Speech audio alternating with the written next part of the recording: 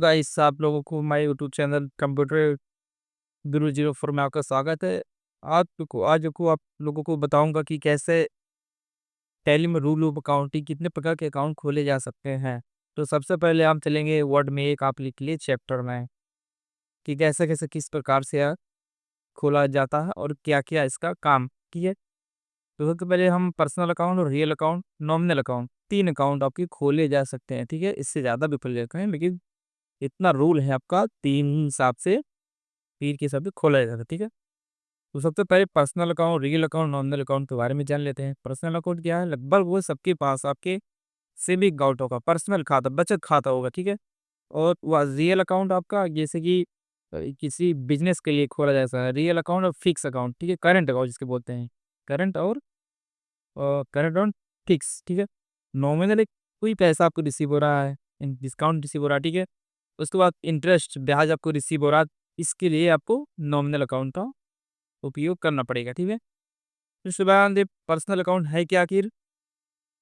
Personal account में यह खाता किसी व्यक्ति, जैसे कि आप बचत खाता खुलवाते हैं अपने नाम पे, तो अकाउंट फॉर कस्टमर आप खुद ही है, तो पर्सनल है, पर्सनली रहेगा। ठीक है, और रियल का मतलब है कि यह चालू और फिक्स।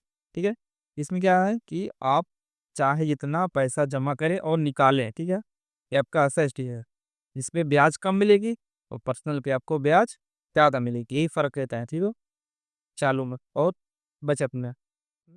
जिसके बाद आप नॉमिनल में आते हैं। नॉमिनल में क्या है जी, इंटरेस्ट और आपका ये डिस्काउंट रिसीप्ट, इसके खाता आय, एक्सपेंस और आय, खर्च और आय पे आपका अकाउंट खोला जा सकता है। ठीक है, इसके और रियल में आपको पता ही है, बिल्डिंग प्लॉट के लिए आप कोई बिजनेस तौर पे कुछ करना चाहते हैं, तो रियल अकाउंट का आपको उपयोग कर सकते हैं। फिर आपको महत्वपूर्ण प्रश्न है ये, डिस्काउंट रसीद। इस डिस्काउंट कितने प्रकार का होता है? हमारा डिस्काउंट 2 प्रकार का होता है। ठीक है, एक व्यापारी छूट होता है हमारा, एक नगद छूट। जब हम व्यापार करते हैं तब हमको इसमें व्यापारी तौर पे हमें क्रेडिटर के रूप में हम व्यापारी से खरीदेंगे, तो हमें खरीद के जैसे अब 10,000 का माल है तो हमें उस उतने ही रेट में नहीं लेना। ठीक है, इसमें हमें छूट कुछ लेना है भाई, हमें छूट लेंगे तभी तो हमारा क्रेडिट बने, तभी तो हम सामान लेंगे, नहीं तो कहाँ लेंगे? नहीं तो फिर वही आ जाएगी, जब हम तुरंत पैसा दे रहे हैं तो तुरंत दीजिए माल, उसमें कुछ छूट रहेगी तो आपका नगद आ जाएगा। व्यापारी छूट में आपका ट्रेड में व्यापार भी हो रहा है, उधार और बाड़ी लेन-देन, और क्या है उसमें छूट भी हो रही है।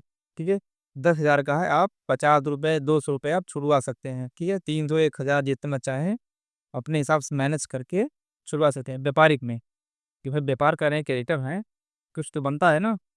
उसके बाद कैश डिस्काउंट में, जैसे जनरल स्टोर पे कुछ सामान लिए, ₹10 का है, आपको देना है ₹8, तो कैश डिस्काउंट हो गया। फिर उसके बाद आप कोई शॉपिंग किए, उस पे ₹100 का सामान है, उसको आपको 90 में देना है। ये आपका कैश डिस्काउंट के रूप में माना जाता है। ठीक है, किसी प्रकार हमारा ये तीनों अकाउंट खोला जा सकता है। ठीक है, फिर उसके बाद अगली वीडियो में बताएंगे कि अ, ट्रांज़ैक्शन होता क्या है? ट्रांज़ैक्शन से हम टैली में एंट्री कैसे करते हैं? कैसे वाउचर और लेजर निकालते हैं? इसी के साथ ये वीडियो क्लोज़ करते हैं, नेक्स्ट वीडियो में बताएँगे, ठीक है? लाइक और सब्सक्राइब करें, धन्यवाद।